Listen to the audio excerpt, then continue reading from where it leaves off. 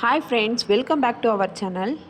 ட்ரெண்டிங்கில் போயிட்டுருக்க இந்த மாடல் நெக் எப்படி கட் பண்ணுறதுன்னு தான் பார்க்க போகிறோம். இந்த மாடல் நெக்குக்கு பேக் சைடில் தான் ஹூக் வைப்பாங்க. நம்ம எப்படி இதே மாடல் நெக்கு வச்சு ஃப்ரண்ட் சைட்லேயும் ஹூக் வச்சு ஏற்கனவே கட் பண்ணி வச்சுருக்க பிரின்சஸ் கட் பேட்டர்னை வச்சு எப்படி இந்த ப்ளவுஸில் பிரின்சஸ் கட்டு நம்ம மார்க் பண்ணி எப்படி பட்டி கட் பண்ணுறது அப்படின்னு தான் பார்க்க போகிறோம்.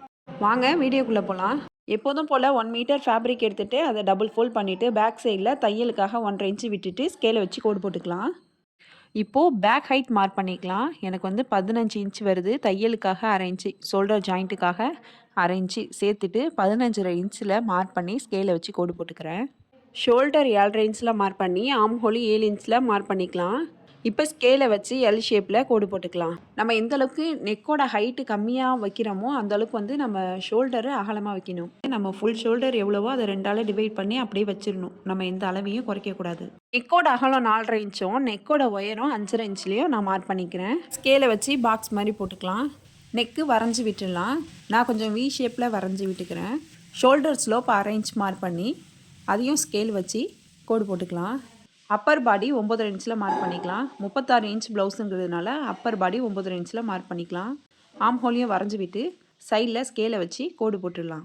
தையலுக்காக பக்கத்தில் 1.5 இன்ச்சு விட்டுடலாம். இப்போது பேக் பார்ட்டை நம்ம கட் பண்ணி எடுத்துடலாம். நெக்ஸ்ட்டு இந்த பேக் பார்ட்டை வச்சு எப்படி ஃப்ரண்ட்டை கட் பண்ணுறதுன்னு பார்க்கலாம். இப்போது எங்கே பேக் பார்ட்டை கட் பண்ணோமோ அது ஆப்போசிட்டில் உள்ள துணியில் இந்த மாதிரி பேக் பார்ட்டை நம்ம வைக்கலாம். வச்சுட்டு ஷோல்டர் மார்க் பண்ணிவிட்டு ஆம் ஹோலையும் மார்க் பண்ணிக்கலாம். நெக்கு மட்டும் நெக்கோட அகலம் மட்டும் மார்க் பண்ணிக்கலாம். நெக்கோட ஹைட்டை வந்து மார்க் பண்ண வேணாம்.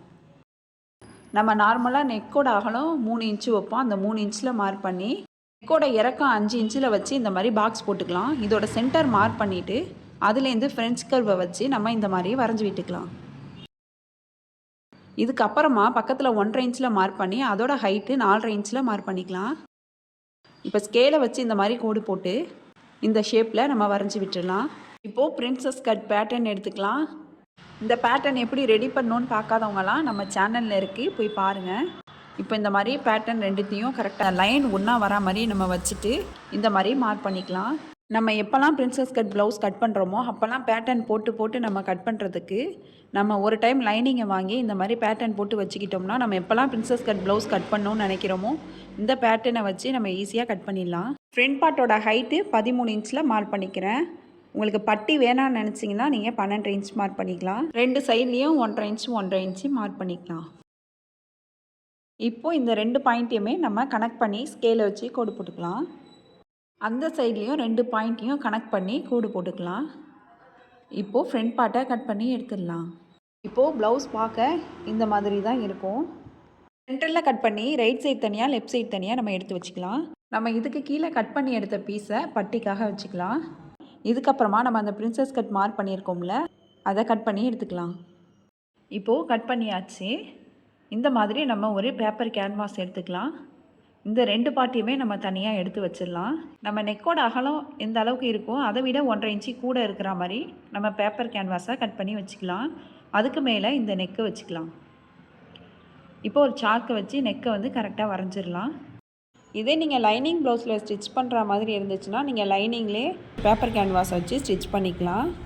இப்போது நம்ம நெக்கை வச்சுட்டு அந்த பேப்பர் கேன்வாஸில் வரைஞ்சி விட்டுட்டு பக்கத்தில் இந்த மாதிரி ரவுண்டாக நம்ம வரைஞ்சி எடுத்துக்கலாம். 1.5 இன்ச்சு விட்டுட்டு இதே அளவுலேயே நான் பிளாக் கலரில் ஒரு பீஸ் எடுத்திருக்கேன். இப்போது கேன்வாஸில் நம்ம வரைஞ்சி வச்சுருக்க நெக்கை இந்த மாதிரி கட் பண்ணி எடுத்துடலாம். அளவு மாறக்கூடாது. நம்ம எந்த அளவுக்கு வரைஞ்சி விட்டுருக்கோமோ அதே அளவில் தான் நம்ம கட் பண்ணி எடுக்கணும். கொஞ்சம் அளவு மாறினா கூட நம்மளால் வச்சு ஸ்டிச் பண்ண முடியாது. பார்த்து கவனமாக கட் பண்ணிக்கோங்க. இதுக்கப்புறமா இந்த பிளாக் கலர் பீஸ் இருக்குல்ல, இதுக்கு மேலே அந்த பேப்பர் கேன்வாஸை வச்சு நம்ம அயன் பண்ணிக்கணும். ஒரு சைடு வந்து கம்மு ஷைனிங்காக இருக்கும், ஒரு சைடு கம்மு இருக்காது.